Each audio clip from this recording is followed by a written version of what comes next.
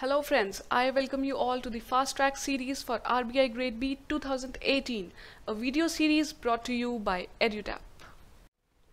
So this series is all about the comprehensive coverage of current affairs from May 2018 to August 15th. We also aim to cover ESI and FM concepts through the MCQs.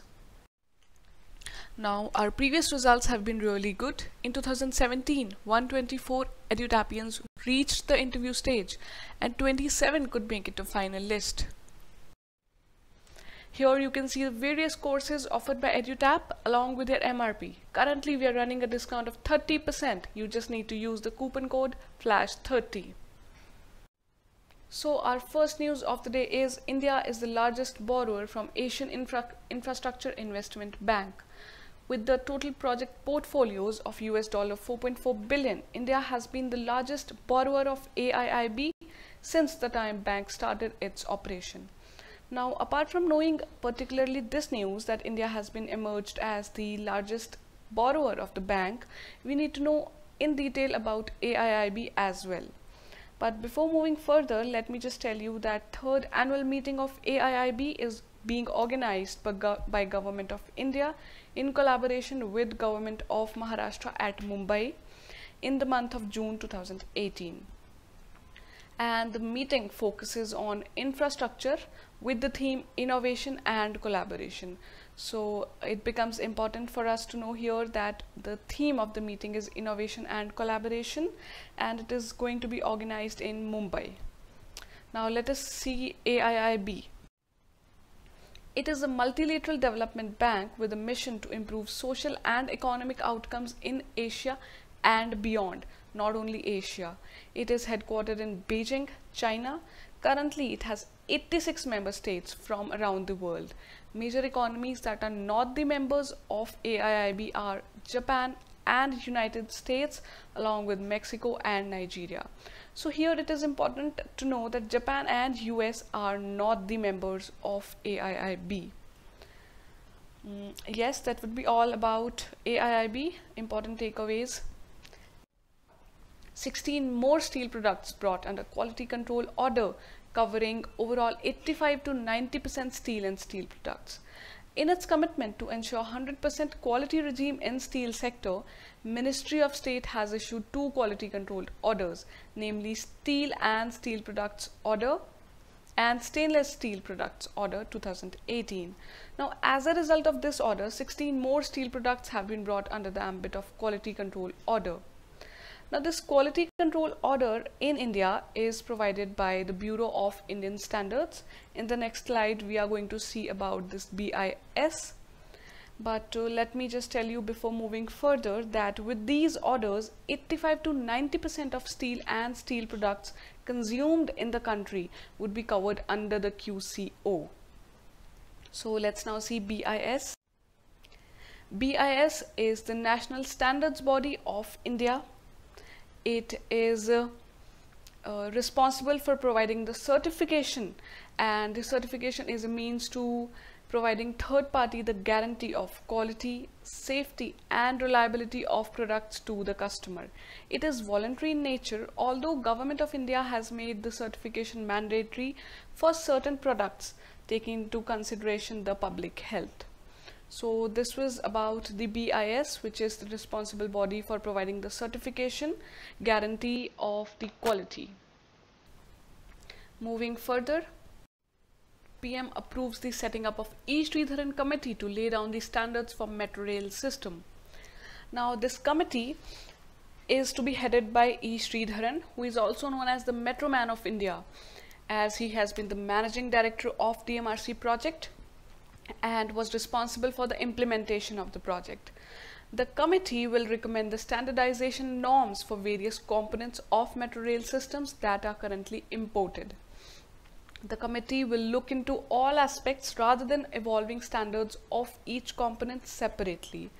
See, this entire exercise of setting up a committee for the recommendation of the standardization norms is aimed at the cutting cost in construction and operation of metro rail systems in the country, and it is to be headed by E. Sridharan.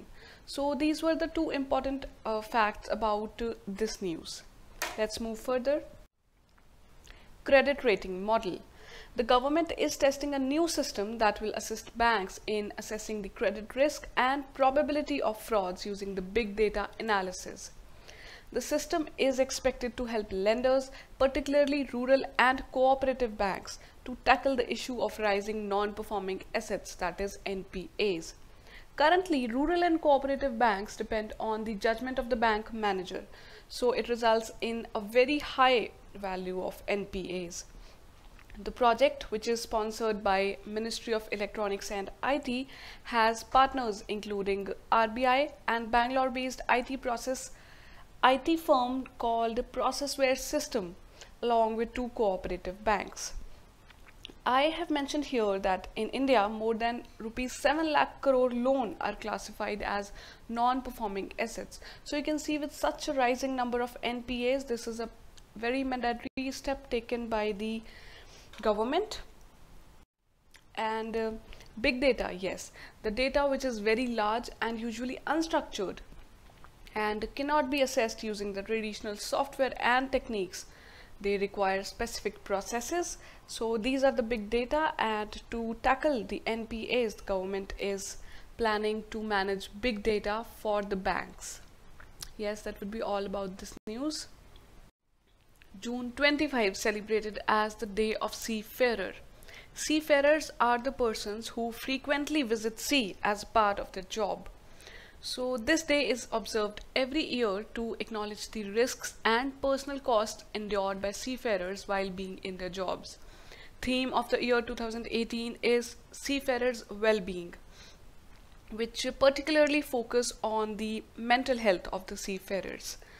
The Day of the Seafarer was designated by International Maritime Organization in 2010.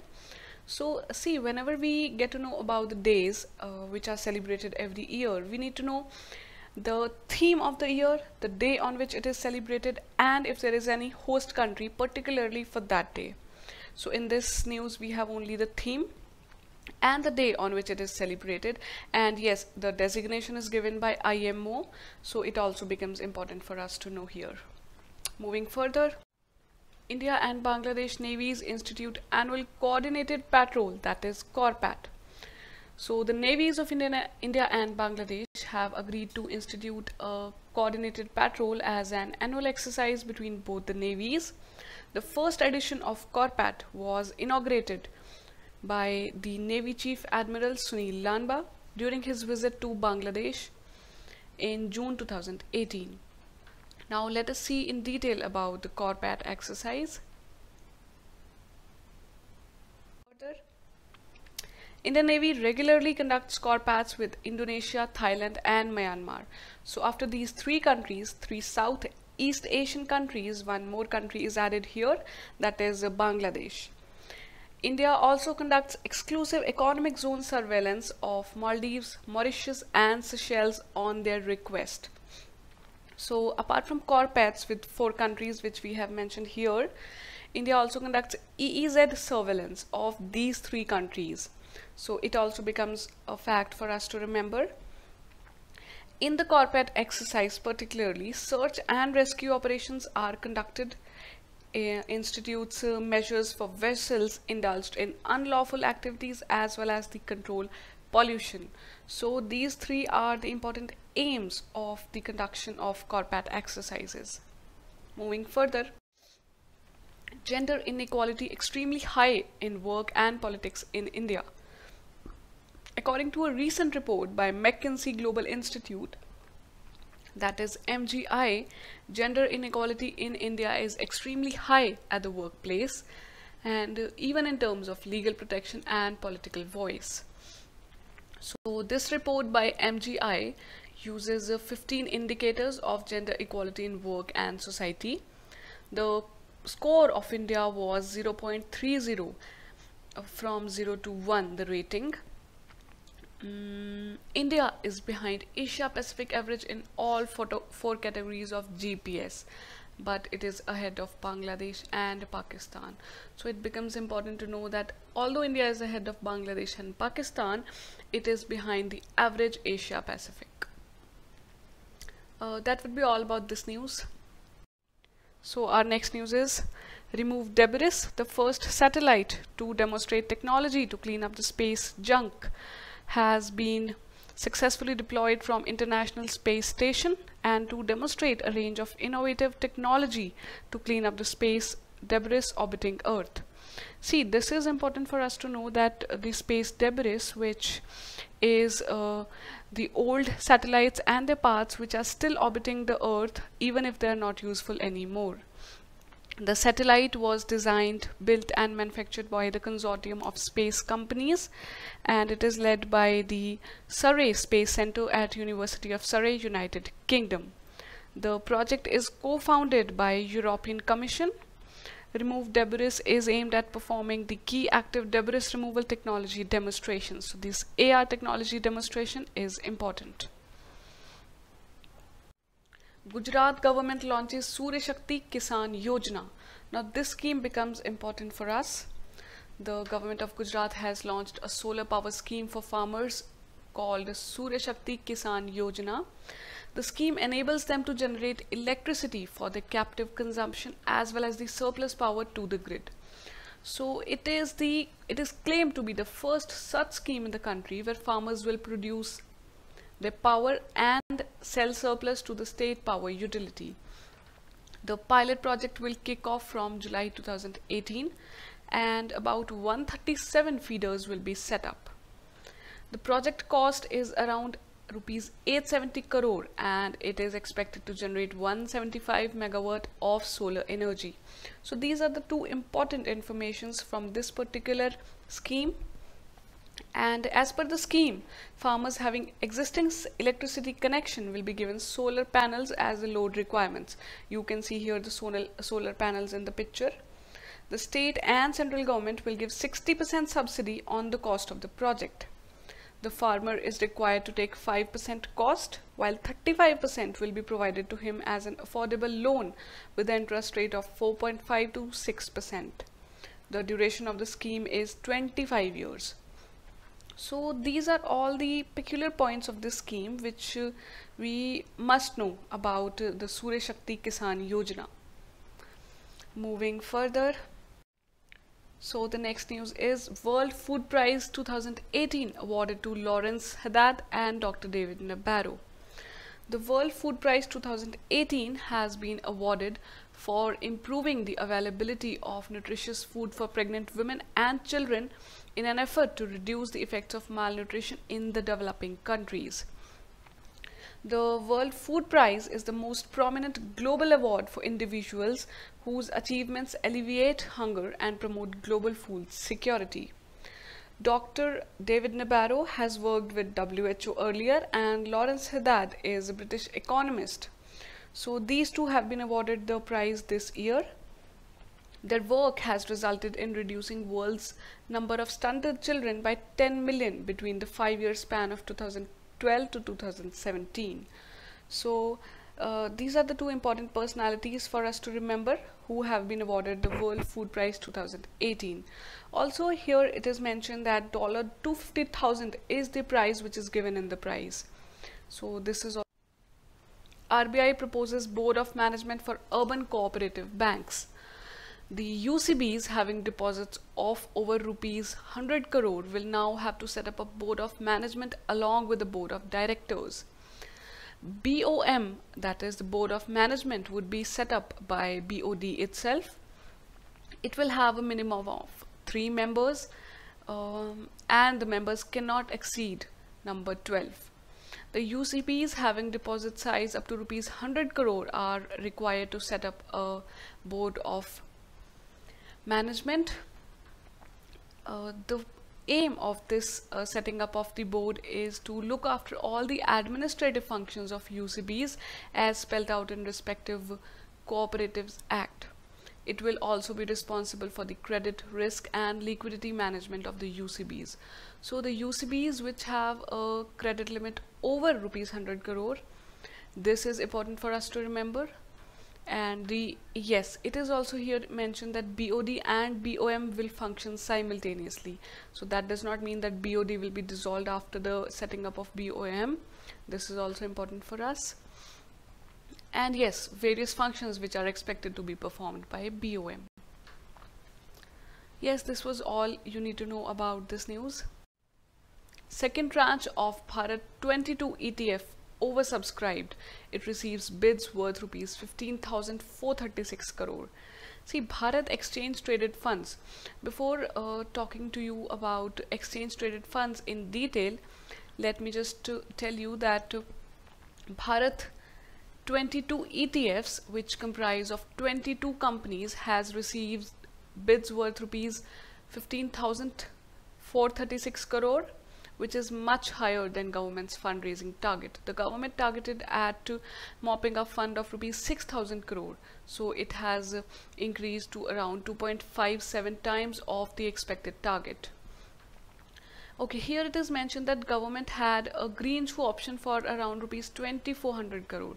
Green shoe option is the option which is kept, that is when the planned funds, if they are over in demand, then this option is particularly kept for increasing the number of shares. But here it can be seen that even the green shoe option has been exceeded. Bharat 22 is a well-diversified ETFs spanning 6 sectors. These 6 sectors are important for us to remember. It includes basic materials, energy, finance, industrials, FMCGs, that is fast moving consumer goods, and utilities. So let us see about ETFs now. So talking about ETFs, they are essentially index funds that are listed and traded on exchanges like stocks. They are basically basket of stocks with assigned weights that reflect the composition of an index. They are similar to mutual funds in a certain manner, but are more liquid. That is, they can be sold quickly on stock exchanges like shares. The price changes daily as they are traded throughout the day, and it is considered as the safer mode of disinvestment as it shields investors against stock market volatility. So this was all you needed to know about the ETFs, but you can always read about ETFs and related concepts more if you want to. Moving further, S. Ramesh appointed as the chairman of CBIC, that is Central Board of Indirect Taxes and Customs. Senior bureaucrat S. Ramesh has been appointed as the chairman, and let us see in detail about CBIC. It is the nodal national agency which is responsible for administering customs, GST, central excise, service tax, and narcotics in India. It is one of the oldest government departments in India. The CBIC functions under the Department of Revenue, Ministry of Finance, and the Government of India. So as it was established in the year 1855, that is why it is the oldest government department of India. Yes, so it functions under the Ministry of Finance. It is important for you to know. That would be it. International Day Against Drug Abuse and Illicit Trafficking celebrated on June 26. Now, this day against the drug abuse and illicit trafficking is a United Nations International Day. It is observed since 1989 on June 26. The date is chosen to commemorate Lin Zexu's dismantling of the opium trade before the first opium war in China. So you can read about the opium war in China, and the day is observed as an expression of UN's determination to strengthen action and cooperation to achieve the goal of an international society free of drug abuse. Here we have the theme of the day, which is listen first. Listening to the children and youth is the first step to help them grow healthy and safe. So this theme is important for the celebration of Drug Abuse and Illicit Trafficking Day. Moving to the next news. Anant Barua appointed as the whole-time member of SEBI. So apart from knowing that Anant Barua has been appointed as the whole-time member, let us see in detail about SEBI also. Securities and Exchange Board of India is a statutory regulator for securities market. It was given statutory powers through SEBI Act in 92. and its mandate is to protect interest of investors in securities, promote development of security market, and to regulate security market. See, as there are two particular markets, that is security market and the capital market. The capital market is regulated by the Reserve Bank of India. So the security market is regulated by SEBI. This is what you had to know about SEBI, but yes, let me mention here that SEBI has three functions, that is quasi-legislative, quasi-judicial and quasi-executive. Legislative as in it draft regulations in the legislative capacity. Quasi-judicial means it passes rulings and orders in its judicial capacity. Similarly, quasi-executive means it conducts investigation and enforcement action in its executive function as well. Yes, so apart from knowing the functions, you can also see it is headquartered in Mumbai, Maharashtra. So that was all about SEBI. One Dhan scheme, yes, another important scheme for us. Government proposes to set up 3,000 One Dhan Kendras involving 30,000 SHGs. The government has proposed to set up these SHGs across the country under the scheme. The scheme comes under the Ministry of Tribal Affairs. So it is important to know that One Dhan Kendras are going to be set up under the Ministry of Tribal Welfares. Now the aim of the scheme is to empower the tribals by providing them skill upgradation and capacity building, by training for value addition of forest produce, whatever forest produce is collected by the tribals, modernizing the traditional tribal rural economic system as well. So as we can see that One Dhan scheme is based on the tribals which are living in the forest areas and for their capacity building. Moving further about the scheme, it was launched by Prime Minister on the celebrations of Ambedkar Jayanti at Bijapur, Chhattisgarh. So the scheme was launched in Chhattisgarh. This is also important for us to know. And the target is to provide livelihood generation for tribals by harnessing non-timber minor forest produces and the true wealth of forest, that is One Dhan. So non-timber means which does not include wood.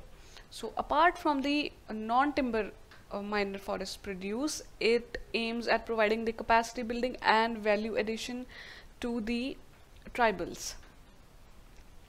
Okay, yes, you can also see here that it will be implemented by Ministry of Tribal Welfares at the central level, and TriFed, which is a PSU under Tribal Affairs, is the nodal agency.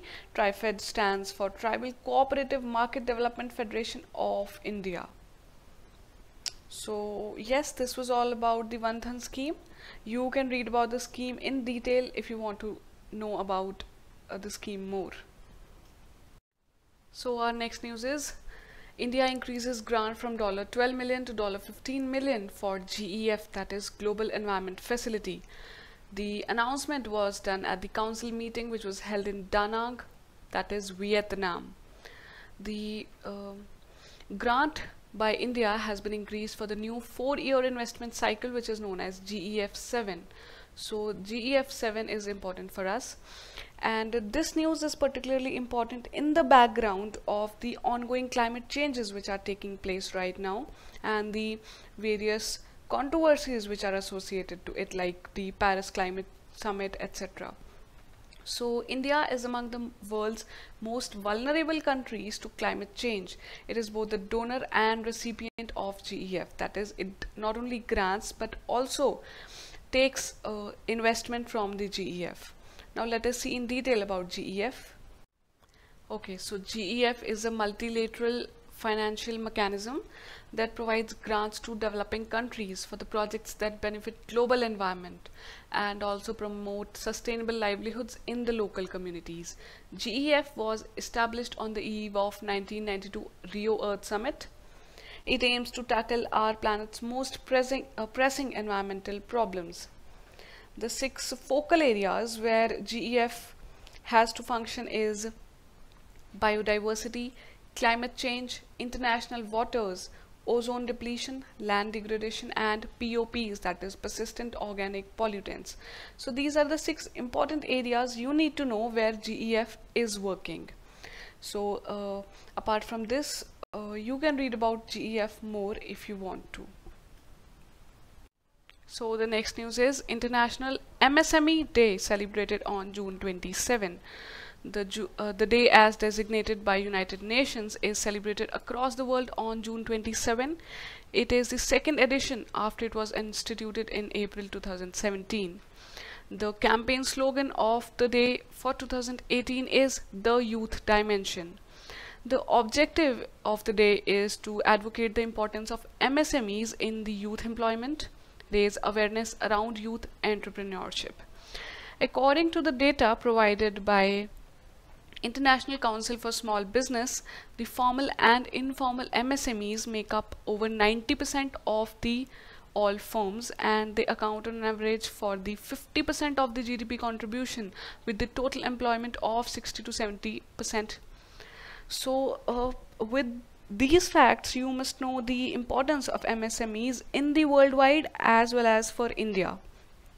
So our next news even relates to MSME. Let's just see that.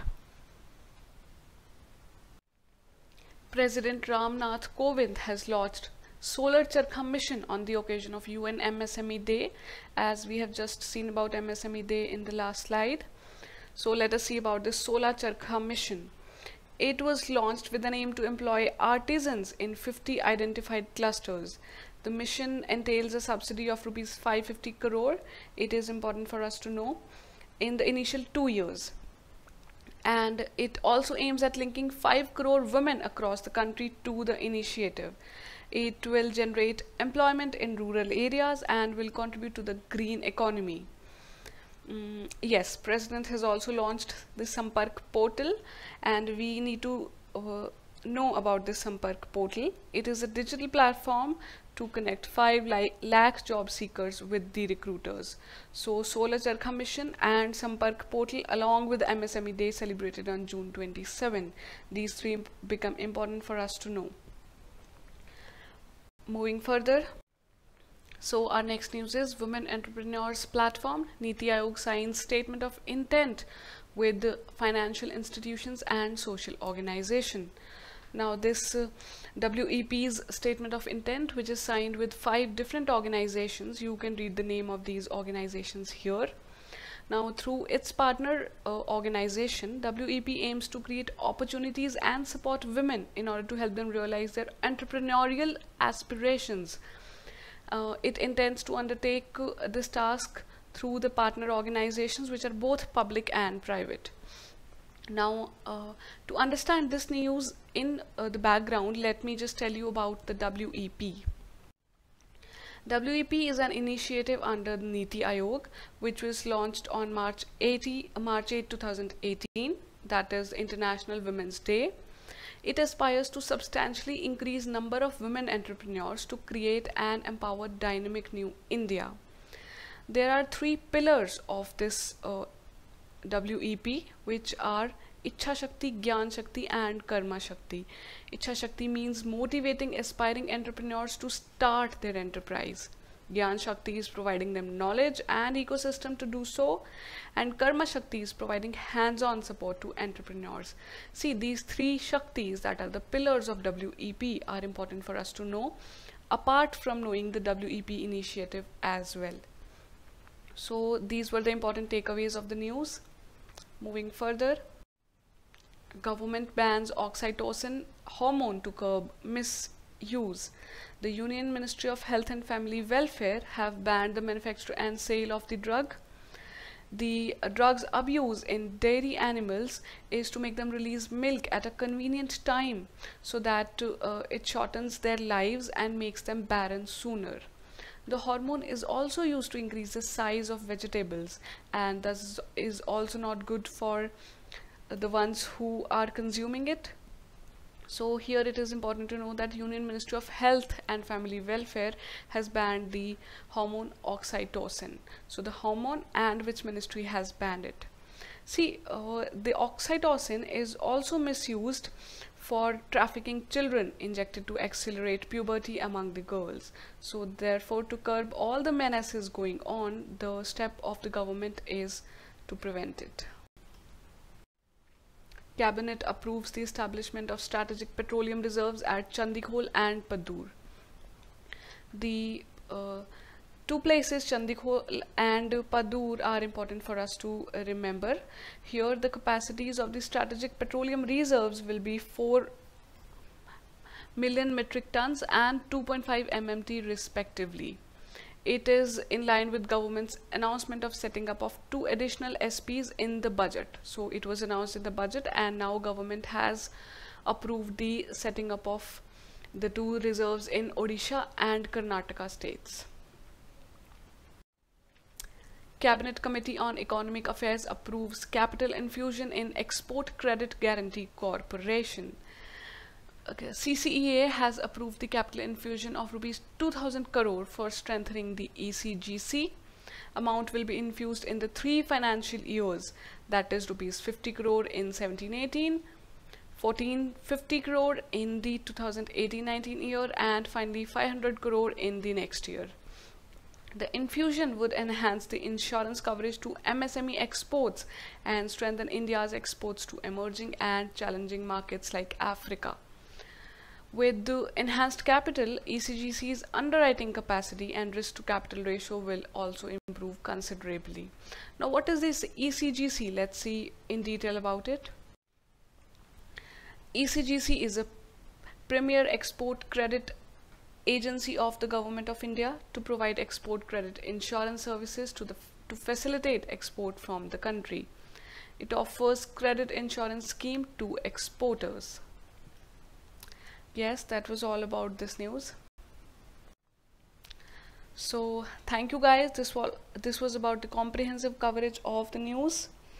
If you have any query, you can visit our website www.edutap.co.in. You can also drop us a mail at hello@edutap.co.in. You can give us a call at 8146-207-241. And guys, the link mentioned here of the Telegram channel is where you can download all the PDFs of the video series which are running currently off the fast track.